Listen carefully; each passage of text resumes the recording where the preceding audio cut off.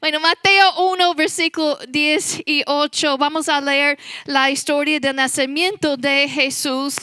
Y esta historia es tan conocida, la hemos escuchado cada año. Y hay un peligro de que a veces nosotros nos acostumbramos tanto que dejamos de asombrarnos por esa maravillosa verdad. Que el Dios eterno se hizo hombre y vino a este mundo para nuestra salvación. Hermanos, es una verdad que debe marcar y debe llenarnos de alegría y celebración todos los días, ¿verdad? Y otro peligro es que a veces la gente cree en tradiciones humanas que no son bíblicas. Por ejemplo, a veces la gente piensa que habían 3 hombres sabios y la Biblia no dice eso. Ellos lo creen porque lo ven en los dibujos, ven 3 hombres, 3 magos en los dibujos, pero la Biblia no dice el número. Así que hay que asegurarnos que basamos nuestras creencias en lo que dice las Escrituras. La historia del nacimiento de Jesús se encuentra en Mateo y Lucas. Mateo se enfoca más en la perspectiva de José y Lucas más en la perspectiva de María. Así que hoy vamos a leer comenzando en versículo 18, recordando también que pueden leer la misma historia en Lucas 2, pero de otra perspectiva. Versículo 18 dice, el nacimiento de Jesucristo fue así. ¿Cuántos están agradecidos que la Biblia nos dice la verdad? Nos dice, así fue la cosa. Dice, estando desposada María su madre con José, antes que se juntasen, se halló que había concebido del Espíritu Santo. José su marido, como era justo y no quería infamarla, quiso dejarla secretamente. Y pensando él en esto, he aquí un ángel del Señor le apareció en sueños y le dijo, José, hijo de David, no temas recibir a María tu mujer, porque lo que en ella es engendrado del Espíritu Santo es. Versículo 21. Y dará a luz un hijo, y llamará su nombre Jesús, porque él salvará a su pueblo de sus pecados. Todo esto aconteció para que se cumpliese lo dicho por el Señor por medio del profeta, cuando dijo, he aquí una virgen concebirá y dará a luz un hijo, y llamará su nombre Emmanuel, que traducido es Dios con nosotros. Y despertando José del sueño, hizo como el ángel del Señor le había mandado, y recibió a su mujer, pero no la conoció hasta que dio a luz a su hijo primogénito y le puso por nombre Jesús. Vamos a orar y vamos a pedir la bendición de Dios sobre la predicación de su palabra. Oren conmigo. Padre, gracias por tu palabra. Tu palabra es útil, es relevante para nosotros. En este momento, Padre, pedimos, Señor, que tú nos hables. Padre, yo pido tu gracia, yo pido tu unción, yo te necesito, Señor. Ayúdame a comunicar claramente lo que hay en tu corazón, Señor, que tu iglesia reciba esta semilla de tu palabra y que lleve fruto permanente. Transfórmanos en el nombre poderoso de Jesús. Amén. En esta semana que yo tuve la salida para Mississippi y también preparando para la cena, yo andaba de aquí para allá con todos los quehaceres que tenía y algo me pasó un par de veces, a ver si a ti te ha pasado. En un par de veces yo entré en un cuarto en mi casa o aquí en la iglesia y de repente dije, ¿por qué vine a este cuarto? ¿Qué estoy haciendo aquí? No sé si les ha pasado que pasan a la cocina y luego, ¿por qué vine a la cocina? No recuerdo. A veces nosotros estamos distraídos y olvidamos de nuestro propósito. Eso pasa en la vida en general también. A veces llenamos nuestras vidas con cosas de menor importancia y olvidamos de lo más importante. Eso pasa muchas veces en estas fechas, cuando la gente se enfoca mucho en las compras y las cosas materiales, y a veces olvidamos de lo más importante. Pero Dios no es así. Todo lo que Él hace es con orden y propósito. Él tiene un plan y todas sus acciones Él los hace con un propósito. En este pasaje nosotros vemos el propósito de Jesús en venir a esta tierra. Si alguien te preguntara, ¿qué estamos celebrando? ¿Cuál es el significado de la Navidad? ¿Por qué vino Jesús a la tierra? ¿A qué vino Jesús? Este pasaje nos dice en versículo 21 y 23, por medio de los nombres de Jesús.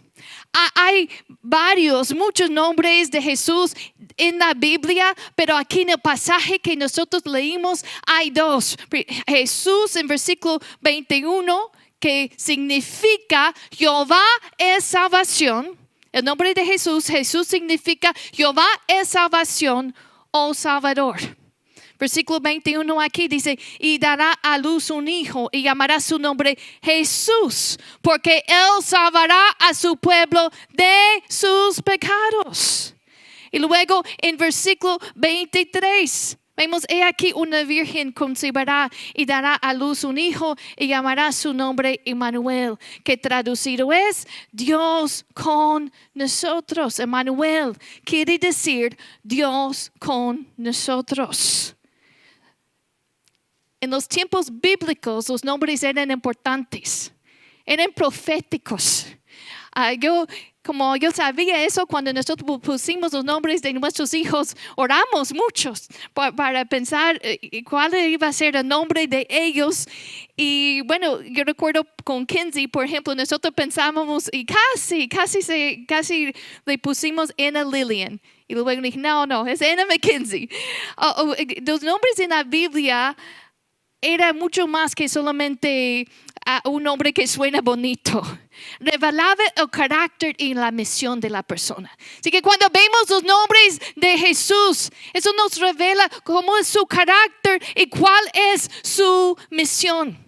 Jesús es un ejemplo de determinación. Cuando nosotros vemos a través de su vida, Él sabía su propósito en venir. Y Él no se desenfocó de ese propósito. Recuerden cuando Él tenía 12 años y sus papás lo encontraban en el templo. Y él dijo que tenía que ocuparse en los negocios de su padre. Él estaba enfocado en su misión. Recuerden cuando Él iba a Jerusalén sabiendo que le iban a matar, sabiendo que allí le esperaba la cruz. Él salió, dice la palabra que salió con determinación a Jerusalén. Hermanos, que nosotros tengamos esa misma determinación en cumplir la voluntad de Dios, en cumplir el propósito de Dios para nuestras vidas. Él tiene un propósito para tu vida. ¿Cuál era el propósito de Jesús en venir a esta tierra? Lo vemos en versículo 21 aquí.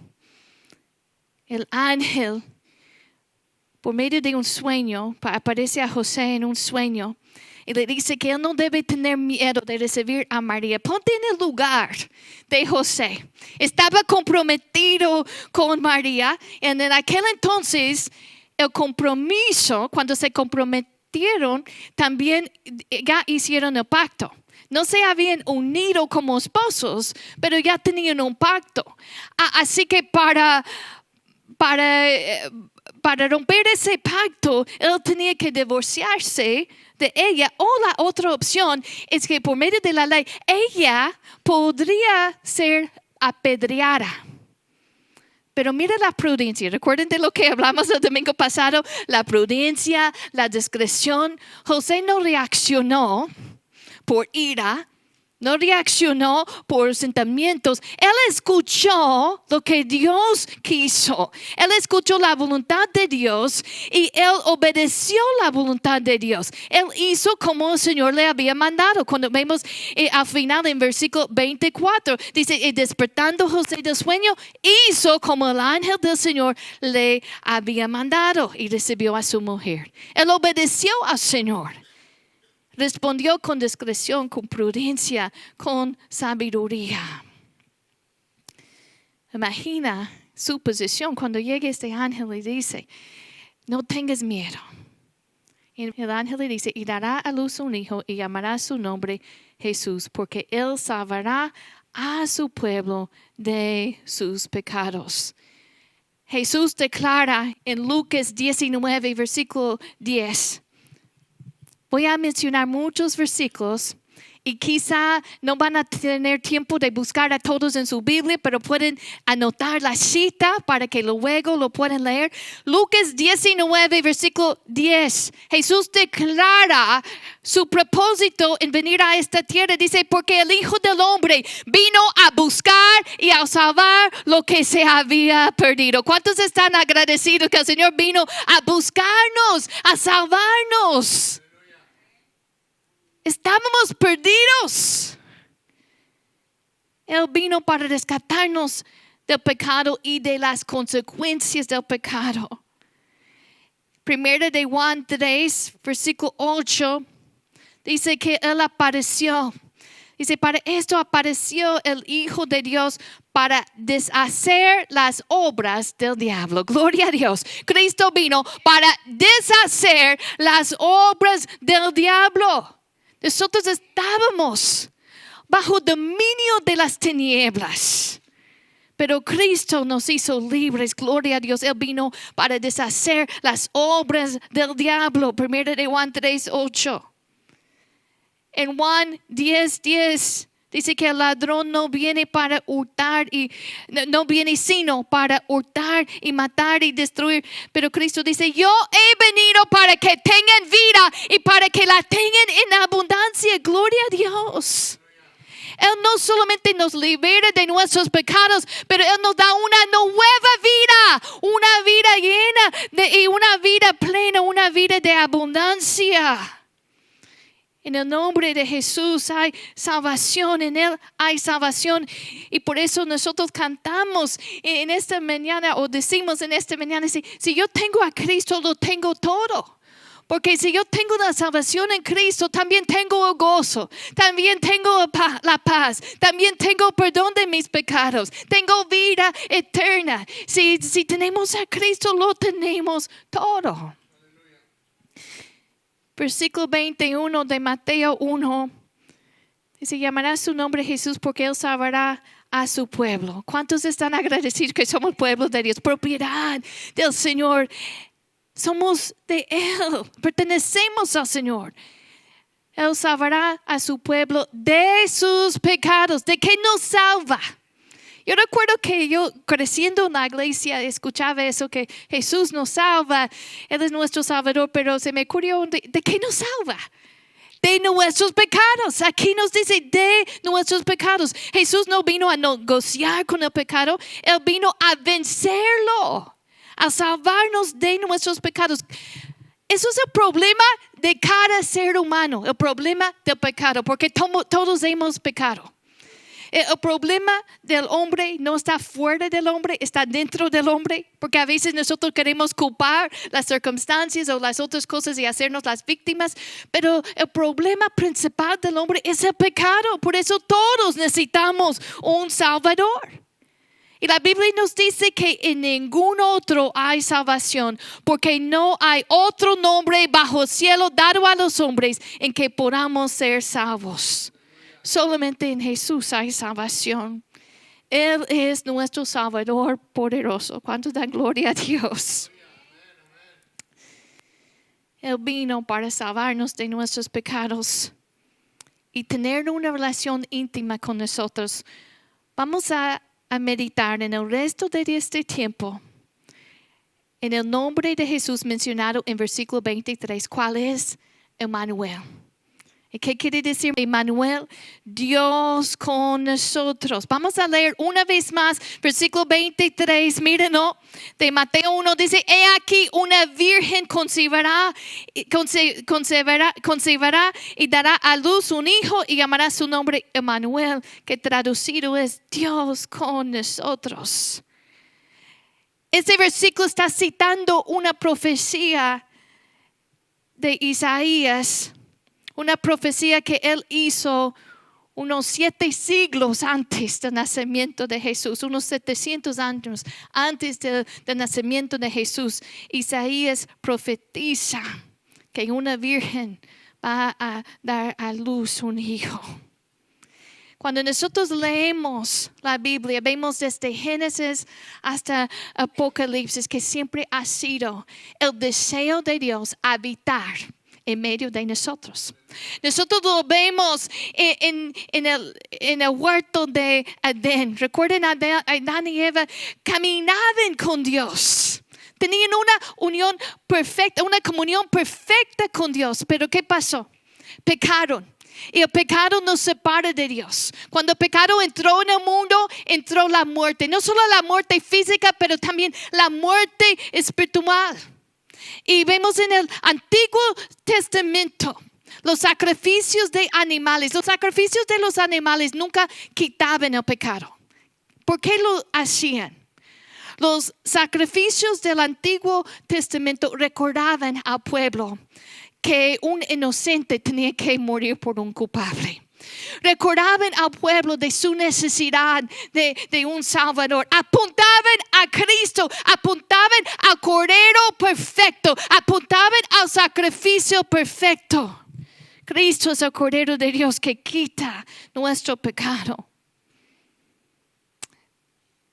La Biblia nos dice y nos instruye que Dios es omnipresente. Él está en todo lugar, ¿verdad? Pero Él manifiesta su presencia de una manera especial en ciertos lugares, en ciertos momentos. Él caminaba con Adán y Eva en el huerto de Edén. Pero vemos también en el Antiguo Testamento, cuando ellos construyeron el tabernáculo y luego el templo, Dios les dice, antes de construir el tabernáculo, Él dice: van a hacer un santuario para mí y habitaré en medio de ellos. Escuchen, eso ha sido el deseo de Dios. Vez tras vez, si tú lees todo el Antiguo Testamento, vez tras vez hay una frase como esta, entre las promesas, entre los pactos que Dios hace. Él dice: seré su Dios y estaré en medio de ellos como su Dios. Eso siempre ha sido su deseo, su plan. El problema es el pecado que nos separa de Dios. Pero Dios siempre ha querido estar cerca de nosotros. Cuando construyeron el tabernáculo, la gloria del Señor llenó ese lugar. De tal manera, dice la palabra que Moisés no podía Moisés entrar en el tabernáculo porque la nube estaba sobre él y la gloria de Jehová lo llenaba. Después construyeron el templo y la gloria de Dios llenó ese templo. De tal manera que los sacerdotes no pudieron permanecer para ministrar por causa de la nube que representaba la gloria del Señor. La gloria de Jehová había llenado la casa de Jehová. Y vamos a ver ahora Juan capítulo 1, versículo 14. En este capítulo,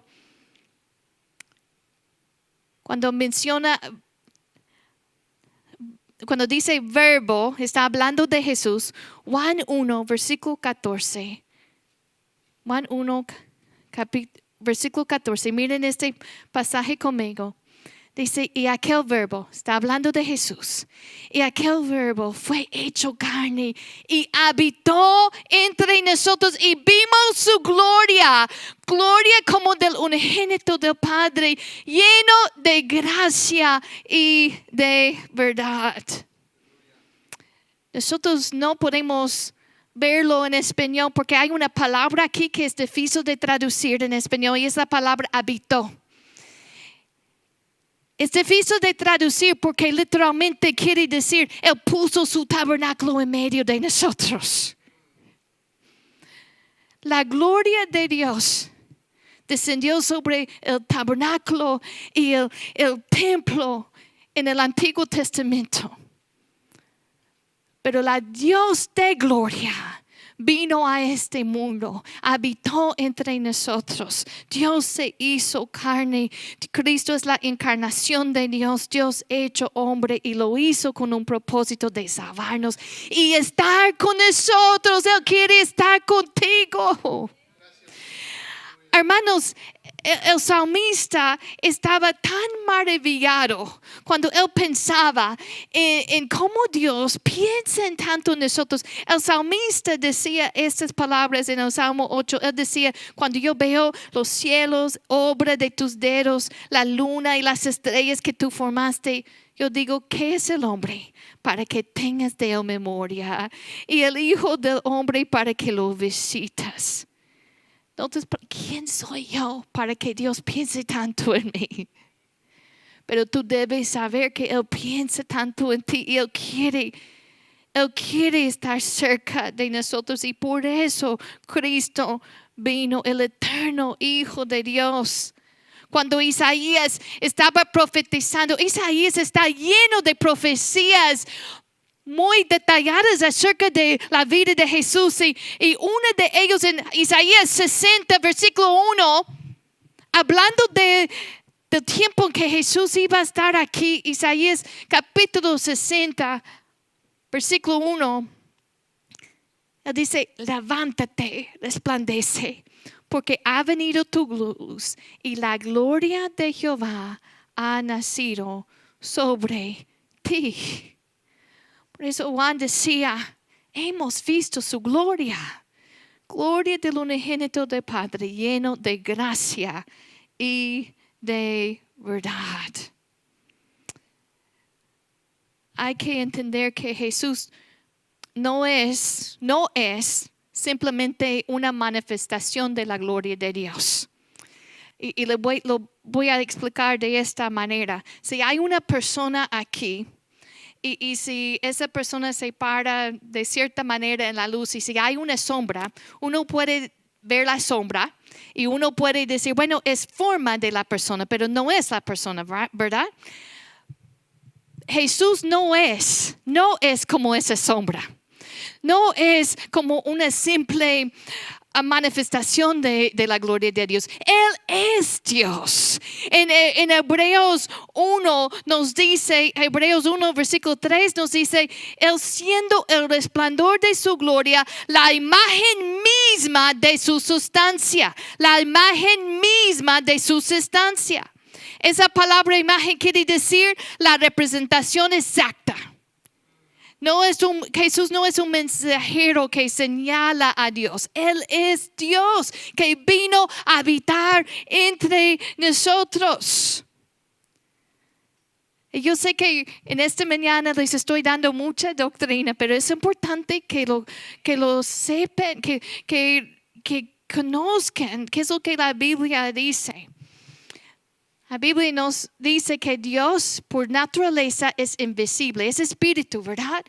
Y en Timoteo nos dice que Dios habita en luz inaccesible. Si Dios habita en luz inaccesible, si Dios es invisible, ¿cómo es que nosotros podemos conocer a Dios? Y la respuesta es Jesús. La única manera de alcanzar a nosotros fue venir en forma de un hombre. En Cristo Dios se hizo visible y cercano. En Cristo Dios se hizo visible y cercano. Jesús nos revela cómo es Dios porque Él es Dios. Todo lo que Dios es, Jesús lo muestra. La Biblia nos dice que Dios es amor. Jesús muestra su amor, muriendo por nosotros en la cruz, sanando a los enfermos, tocando a los leprosos, perdonando nuestros pecados. La Biblia nos dice que Dios es santo. Jesús muestra su santidad viviendo una vida sin pecado. La Biblia dice que Dios es poderoso. Jesús muestra su poder, calmando tormentas, expulsando demonios y sanando a los enfermos. Hermanos, Jesús es Dios en carne humana. Yo sé que esta es una doctrina que hemos escuchado vez tras vez, pero no me gustaría que sea solamente una verdad que tú pienses como algo de pasado, pero que tú lo experimentes día a día. Mateo comienza su evangelio hablando sobre el nacimiento de Jesús, que Él vino para salvarnos de nuestros pecados, que Él es Emmanuel, Dios con nosotros. ¿Y saben cómo termina el evangelio de Mateo? Cuando Cristo, después de que resucitó de los muertos, iba a ascender al cielo, ¿qué es lo que Dios dijo? Yo voy a estar con ustedes todos los días hasta el fin del mundo. Él está aquí. Por medio del Espíritu Santo, Él está aquí. La palabra nos dice que cuando dos o tres están congregados en el nombre de Jesús, Jesús dijo, allí estoy en medio de ellos. Nosotros somos ese templo de Dios. No el edificio, pero nosotros, la iglesia del Señor. Y su presencia habita con nosotros. Nunca lo debes olvidar. Él sigue siendo Emmanuel. Él está contigo. Él está contigo en todo momento. Está contigo en la casa, está contigo en el trabajo. Está contigo en la iglesia y fuera de la iglesia. Lo vemos vez tras vez en la Biblia, pero piensa por un momento en la vida de José. Los que han leído su historia en Génesis, él fue maltratado por su familia, fue vendido como un esclavo, recuerden. Pero durante todo ese proceso, la Biblia, ¿sabe lo que la Biblia dice de José? Dice, Jehová estaba con José y fue varón próspero. Él prosperaba aún en medio de la prueba. Él prosperaba, ¿por qué? Porque Dios estaba con él. Y cuando él enfrentó la tentación, cuando la esposa de su jefe lo quería seducir, Dios le ayudó a resistir esa tentación. Hermanos, Dios está contigo en todo momento. Dios está contigo cuando tú estás tentado. Y Él te ayudará a resistir esa tentación. Él está contigo en medio de las pruebas. Yo les voy a leer varios versículos. Y quizá no tienen tiempo de buscar todos, pero pueden anotarles. Y esto es para animarles en esta mañana y para hacernos recordar que Él está con nosotros en cada momento por medio de su Espíritu Santo. Isaías 41, versículo 10 dice, no temas porque yo estoy contigo, no desmayes porque yo soy tu Dios que te esfuerzo, siempre te ayudaré, siempre te sustentaré con la diestra de mi justicia. Él está contigo cuando tú sientes preocupado, cuando tú sientes ansiedad, cuando tú sientes miedo. Vez tras vez en la Biblia escuchamos esta frase, no temas porque estoy contigo. No desmayes porque estoy contigo. Él está contigo. Él está contigo en momentos de peligro. Isaías 43, versículo 2 dice, cuando pases por las aguas, yo estaré contigo. Y si por los ríos, no te anegarán. Cuando pases por el fuego, no te quemarás, ni la llama arderá en ti. Él está contigo en esos momentos de peligro. Él está contigo cuando otros te abandonan o maltratan. En la carta de 2 de Timoteo 4, versículos 16 y 17, Pablo está hablando en una ocasión que él tenía que ser llevado delante de un juez. Y él dice que nadie le acompañó en ese momento. Él dice, todos me abandonaron. Todos le abandonaron. Pero luego en versículo 17 dice, pero el Señor estuvo a mi lado y me dio fuerzas. Gloria a Dios. El Señor está contigo cuando parece que nadie más está allí. Cuando parece que los demás te abandonan o te fallan o te maltratan, allí está, el Señor está a tu lado para darte fuerzas. Él está contigo en medio del dolor también. Cuando pases por momentos dolorosos. Salmo 34, versículo 18 dice, cercano está Jehová a los quebrantados de corazón y salva a los contritos de espíritu. Él está cerca. Dice, cercano está Jehová a los quebrantados de corazón. En medio del dolor, Él está contigo. Él está con nosotros cuando sentimos tristes por la muerte de un ser querido. Salmo 23, versículo 4 dice, aunque ande en valle de sombra de muerte, no temeré mal alguno porque tú estarás conmigo. Hermanos, esto es una realidad que nosotros podemos experimentar todos los días. Él es Emmanuel. Es Dios con nosotros, está a nuestro lado. En el Salmo 139, versículo 5, el salmista decía, detrás y delante me rodeaste y sobre mí pusiste tu mano. Gloria a Dios, que la presencia del Señor nos llena y nos rodea. Él va delante de nosotros, está a nuestro lado. Él habita en nosotros y va detrás de nosotros para protegernos. Él nos rodea y nos llena. Gloria a Dios que Él está con nosotros. La Biblia termina hablando sobre el cielo.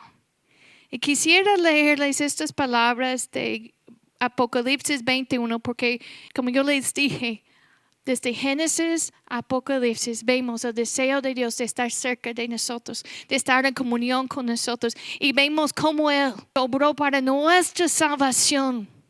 Él es Jesús. Él es nuestro Salvador. Él nos ha salvado de nuestro pecado. Y Él es Emmanuel. Él habita con nosotros. Vamos a ver cómo la Biblia cierra ese mensaje. Dice en versículo 3 de capítulo 21. Dice, y oí una gran voz del cielo que decía, he aquí el tabernáculo de Dios con los hombres. Y Él morará con ellos. Y ellos serán su pueblo. Y Dios mismo estará con ellos como su Dios. Gloria a Dios. Gloria a Dios. Él está con nosotros. Él sigue siendo Emmanuel. Póngase de pie. Y primero vamos a darle gracias a Dios por su obra de salvación. No somos salvos por nuestras buenas obras. Somos salvos por la gracia de Dios, por lo que Él hizo. Y tenemos motivo para alabarlo. Él es digno de toda nuestra alabanza. Él merece toda nuestra adoración y alabanza. Hermanos, si pueden pasar, vamos a pasar y vamos a orar juntos aquí en el altar. Yo les voy a dirigir. Pero eso no quiere decir que tú te quedes callado. Entra en esa conversación con el Señor dándole gracias. Vamos a comenzar dándole gracias por su obra. Gracias, Señor, por tu plan perfecto. Gracias, Señor, que tú eres un Dios de propósito, que todo lo que tú haces tiene un propósito, Señor. Gracias, Señor, que tú nos creaste para tener una comunión con nosotros, Señor. Gracias, Señor, que tú fijaste tu mirada en nosotros, Señor. Gracias, Señor, que tú deseas habitar en medio de nosotros. Siempre ha sido, Señor, tu plan y tu deseo, Señor. Gracias por tu amor incondicional. Gracias por la salvación. Gracias, Jesús, por tu determinación en cumplir ese plan de salvación para nosotros. Gracias, Jesús. Gracias, Señor. Reconocemos que tu presencia está aquí. Tu presencia está aquí para abrazarnos. Tu presencia está aquí para fortalecernos. Tu presencia está aquí para dirigirnos, para darnos instrucción. Tu presencia está aquí. Y gracias, Señor, que en cada momento tú eres Emmanuel. Tú eres Dios con nosotros. Gracias, Señor, que tú elegiste habitar en nosotros por medio del Espíritu Santo. Gracias, Señor, que tú nos rodeas. Gracias, Señor, que tú vas delante y tú estás abriendo caminos, Señor, dirigiéndonos, Señor. Gracias, Señor, que tú estás a nuestro lado para apoyarnos, para darnos fuerza. Gracias, Señor, que tú estás detrás, Señor, protegiéndonos, defendiéndonos, guardándonos, Señor. Y gracias, Señor, que has puesto tu mano sobre nosotros, tu mano de bendición. Gracias, Señor, que tu Espíritu vive en nosotros y nos capacitas para hacer tu voluntad. Gracias, Señor, que tú ya nos has dado todo lo que necesitamos para lograr tu propósito en este mundo. Gracias que tú nos has dado lo que necesitamos. Padre, ayúdanos a estar más conscientes de tu presencia. Ayúdanos a depender más de ti. Quita, Señor, todo miedo. Gracias, Señor, que tú viniste a deshacer las obras del enemigo. Que no haya ningún lugar, que nosotros no permitimos un lugar para el diablo en nuestras vidas, porque tú viniste a deshacer las obras del diablo. Tú viniste a darnos vida y una vida plena, una vida en abundancia. Esa es la vida que vamos a perseguir. Esa es la vida, Señor, que nosotros vamos a abrazar. Una vida en abundancia. Rechazamos todo miedo, toda ansiedad, sabiendo que tú eres más grande, sabiendo que tú estás con nosotros. Gracias, Señor, te amamos, te alabamos. Te alabamos. Ya no soy un esclavo del temor. Yo soy hijo de Dios. Ya no. Él es un buen padre, ¿verdad? Y Él es responsable con sus hijos. Él cuida de ti. Yo sé que hay circunstancias que provocan miedo, ansiedad. Pero la respuesta para ese miedo es confiar que Dios está contigo. Y Él es más grande que cualquier cosa que te está provocando ese miedo y ansiedad. Vamos a confiar en Él. Él tiene un plan. Amén.